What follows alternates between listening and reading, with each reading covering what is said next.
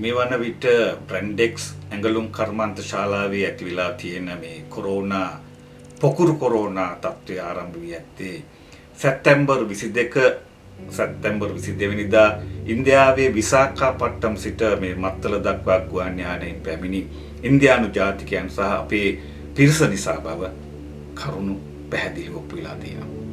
එසේම වාර්තාවල සඳහන් වන ආකාරයට ඉන්දියාවේ සිට පැමිණි මේ ලංකාවට පැමිණි මේ පිරිස නියමිත නිරෝධායන ක්‍රියාදාමයට වංගු ගසා ඔවුන් රාජපක්ෂ ආණ්ඩුවේ ඉහළ දේශපාලකයන්ගේ සහයෝගයක් මැදිහත් වීමක් මත ස්වන් නිරෝධායනයකට ලක් කිරීමේ පොරොන්දුව මතයි මේ විදිහට නිදහස් වෙලා තියෙන්නේ. Brandix ආයතනයේ කර්මාන්ත ශාලාවක් ශාඛාවක් ඉන්දියාවේ තියෙනවා. මේ කොරෝනා තත්ත්වයේ හින්දා විදේශ රටවල් වලින් දීලා තිබුණු ඇනවුම් සියල්ලම අවලංගු වෙන නිසා ඒවා ලංකාව වෙත ලබා දීලා තියෙනවා. අන්නේ ඇනවුම් සඳහා ඒ ඇනවුම් ලැබිච්ච ඇනවුම් වල සේවය කරන්නට ශ්‍රමිකයන් වශයෙන් තමයි මේ පිරිස ඉන්දියාවේ ශාඛාවේ සේවකයන්ව මේ ලංකාවට ගෙන්නලා තියෙන්නේ. එතන ගැටලුවක් නැහැ.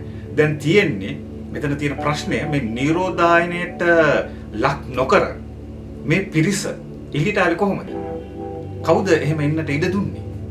මොකද්ද මේක ඇතුලේ තියෙන ගනුදෙනු? වර්තමානයේ මේ Brandix සමාගමේ අධ්‍යක්ෂක හා විධායක නිලධාරියා වන්නේ අශ්රොප් ඔමාර් කියන පුද්ගලයා. ඔමාර් පවුලේ සහෝදරයන් තව කීප දෙනෙක් මෙම සමාගමේම අධ්‍යක්ෂකවරුන් ලෙසත් කටයුතු කරනවා. අශ්රොප් ඔමාර් කියන්නේ නිකම් පුද්ගලයෙක් නෙමෙයි. ඔහු ප්‍රබලෙක්. ඒ කියන්නේ ඔහු ගෝඨාභය රාජපක්ෂ බලයට ගෙන එන්නට මුල් වුණු පුද්ගලයන් කිහිප දෙනාගෙන් කෙනෙක්. වියත්මග සංවිධානයේ ප්‍රධානී වගේ ගෝඨාභයගේ ජනාධිපති කැම්පේන් එක සඳහා පළමුවෙන්ම රුපියල් මිලියන 10 පරිත්‍යාග කළේ මේ අශ්රොප් ඔමාර් කියන පුද්ගලයා.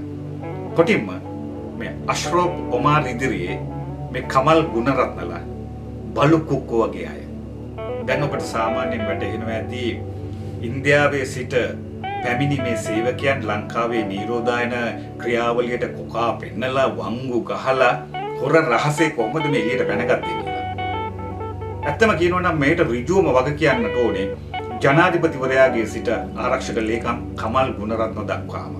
මොකද මොවුන්ගේ මේ දේශපාලන ඍජු සම්බන්ධතා හරහා තමයි ඒවා භාවිතා කරලා තමයි මේ Brandix සේවකයන් නියමිත නිරෝධායන ක්‍රියාවලියට ලක් නොවි සමාජගත වුණේ. හිතන්න මොහොතක්. පක්ෂ පාට වලින් තොරව මේ ගැන මම